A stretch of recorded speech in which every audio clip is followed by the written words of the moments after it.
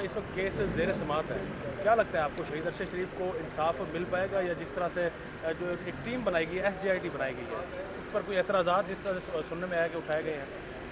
देखिए, पहली बात तो ये है कि ये चीज़ अभी कुछ कहना क़ब्ल अज़ वक्त है, क्योंकि जब तक फाइंडिंग्स सामने ना आए, जो एविडेंस आई है वो कैसे कलेक्ट कर रहे हैं, क्योंकि उनकी फैमिली का तो एतराज़ सामने आ गया है। उनकी जो विडो हैं अरशद शरीफ की, उन्होंने तो कुछ कहा है कि जी एक तो ये है कि क्या ताकतवर लोगों का जिनके ऊपर उनका शक है या जो गुमान है, ये जो नॉमिनेटेड हैं, क्या उनके ख़िलाफ़ ये सबॉर्डिनेट काम कर सकेंगे।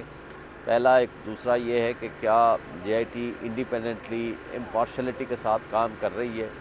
लेकिन चीफ जस्टिस साहब ने कहा है हम ट्रस्ट करते हैं, ये हमारे लिए टेस्ट केस है और हम तवक्को रखते हैं कि ये फेयरली जस्टली ये इसकी तफ्तीश करेंगे, और जो स्पेशली पाकिस्तान में है और पाकिस्तान के जो किरदार हैं उनको डिग आउट करें, उनको अनअर्थ करें।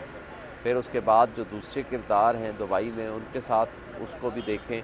फिर जो कीनिया वाला एक इंसिडेंट है उसको भी सामने देखें। तो लेकिन अभी क़ब्ल अज़ वक्त है कुछ कहना कि क्या वाकई जो असल कल्प्रिट्स हैं वो सामने आएंगे कि नहीं आएंगे। अभी हम कुछ कह नहीं सकते अनटिल एंड अनलेस, क्योंकि माजी तो हमारा कोई इतना अच्छा नहीं है। लेकिन ये एक अच्छी बात ये है कि आप यूनाइटेड नेशंस को भी बीच में इन्वॉल्व करो, ताकि एक ट्रांसपेरेंसी प्रोसेस ऑफ इन्वेस्टिगेशन में आए।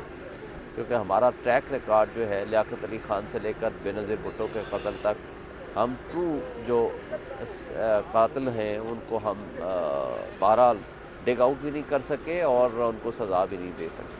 अच्छा सर, साथ ये भी बताएं कि जो FIR दर्ज हुई है वो उनकी फैमिली की मुद्दईयत में नहीं हुई है, ये इस केस को कितना कंट्रोवर्शियल कर रहा है? देखिए, पहली बात तो यह है उसूली तौर पर तो ये लावारिस किस्म की FIR जो दर्ज की जाती है basically to avoid the actual facts, जिसमें आप इमरान खान की FIR की सामने देख लें, उसमें भी एक ज़ाहिर नहीं FIR दर्ज हुई। यहाँ भी उसकी बेवा थी, उसकी वालदा थी, उनके रिलेटिव्स थे, उनकी तरफ से FIR दर्ज हो सकती थी लेकिन नहीं हुई। तो बहरहाल अभी तो चूँकि एक FIR दर्ज हो गई है, अब उसकी बुनियाद पर प्रोसीडिंग्स जारी है। तो मेरा ख़्याल है कि अब अगर इन्वेस्टिगेशन ठीक हो तो उसकी बुनियाद पर तो चालान सबमिट हो सकता है, उसमें कोई पाबंदी नहीं है।